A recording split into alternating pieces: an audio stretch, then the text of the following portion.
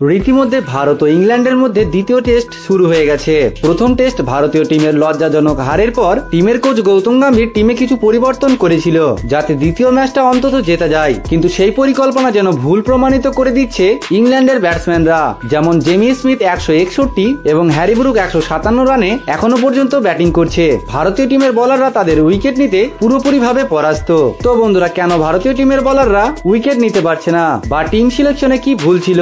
ভারতীয় টিমের ব্যাটসম্যানরা দুর্দান্ত ব্যাটিং করার পরেও কেন ম্যাচ হেরে যাচ্ছে?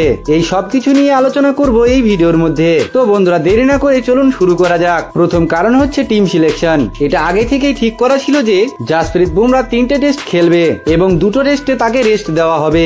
এটা জানার সত্ত্বেও ভারতীয় টিমের সিলেকশনের সময় সেরকম কোনো এক্সপিরিয়েন্স বোলারকে টিমের সঙ্গে সামিল করেনি। ভারতীয় টিমের কাছে অপশন ছিল মোহাম্মদ শামি এবং ভুবনেশ্বর কুমার, কিন্তু ভারতীয় টিমের কোচ গৌতম গম্ভীর কাউকে সুযোগ না দিয়ে প্রসিদ্ধ কৃষ্ণা এবং মোহাম্মদ সিরাজের উপর ভরসা দেখিয়েছে। কিন্তু আমরা সবাই জানি প্রথম ম্যাচে প্রসিদ্ধ কৃষ্ণা উইকেট পেলেও তার ইকোনমি মোটেই ভালো ছিল না, কিন্তু তবুও তাকে দ্বিতীয় ম্যাচে পুনরায় সুযোগ দিয়েছে। তার ফলাফল হিসেবে সে এখনো পর্যন্ত কোনো উইকেট পায়নি, 6-এর বেশি ইকোনমিতে রান দিয়ে চলেছে।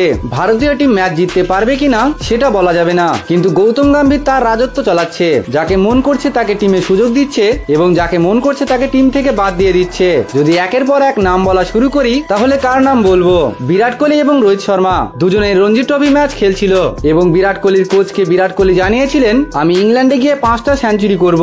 যদি তাদের ইংল্যান্ড সিরিজ খেলার ইচ্ছা নাই ছিল তাহলে তারা রঞ্জি ট্রফি ম্যাচ কেন খেলবে? কিন্তু শুধুমাত্র গৌতম গম্ভীরের প্রেসারের কারণে বিরাট কোহলি এবং রোহিত শর্মার মতন খেলোয়াড়কে একসঙ্গে অবসর নিতে হয় এবং আরো কিছু খেলোয়াড় আছে যাদের সুযোগ দেয়নি, যেমন শেরশাহ আইয়ার, সরফরাজ খান, মোহাম্মদ শামি। কিন্তু কাকে সুযোগ দিচ্ছে? কলকাতার হয়ে আইপিএল এ হয়তো কিছুটা ভালো পারফরমেন্স করলেও ইন্টারন্যাশনাল ক্রিকেটে তার মতো বলার চলে না। যে হ্যাঁ বন্ধুরা, আমি কথা বলছি হর্ষিত রানার জন্য। তাকে নতুন করে দলে ডাক দিয়ে রিজার্ভ বেঞ্চে বসিয়ে রেখেছে। হতে পারে পরের ম্যাচে আমরা হর্ষিত রানাকে খেলতে দেখতে পাবো, কেননা এটা গৌতম গম্ভীরের রাজত্ব চলছে ভারতীয় ক্রিকেটে। প্রেস কনফারেন্সে তাকে প্রথম ম্যাচে হারার কারণ জিজ্ঞেস করলে সে বলে লোয়ার ওয়ার্ডারে ব্যাটিং এর প্রবলেম ছিল, তারা সেরকম রান করতে পারেনি, না হলে আমরা 600 রান করতে পারলে আমরা ম্যাচ জিততে পারতাম। এই কথাই বলেছিল টিমের কোচ গৌতম গম্ভীর। কিন্তু ভারতীয় টিম যে রান করেছিল সেটা মোটেই কম রান ছিল না। যদি ভারতীয় টিমের বোলাররা ভালো বল করতে পারতো অবশ্যই প্রথম ম্যাচ টিম ইন্ডিয়া জিততে পারত।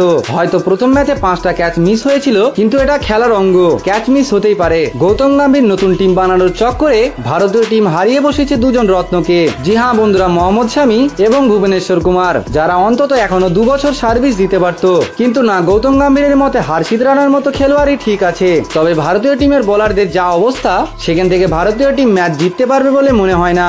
যখন থেকে গৌতম গম্ভীর টিম ইন্ডিয়া টেস্টের কোচ হয়েছে তখন থেকে টিম ইন্ডিয়া বাংলাদেশকে হারাতে পেরেছে। নিউজিল্যান্ডের কাছে ঘরের মাঠে হেরেছে 3-0-তে, অস্ট্রেলিয়ায় হেরেছে বর্ডার গাভাস্কার ট্রফি, যার ফলে ভারতীয় টিমকে টেস্ট চ্যাম্পিয়নশিপ থেকে বার হয়ে যেতে হয়। তো বন্ধুরা, আপনার কি মনে হয় ভুবনেশ্বর কুমারকে সুযোগ দেওয়া কি উচিত ছিল না? আপনার মূল্যবান রায় অবশ্যই কমেন্টে জানিয়ে দিবেন। আর ক্রিকেটের সমস্ত রকম আপডেট পেতে আমাদের চ্যানেলটিকে সাবস্ক্রাইব করে নেবেন।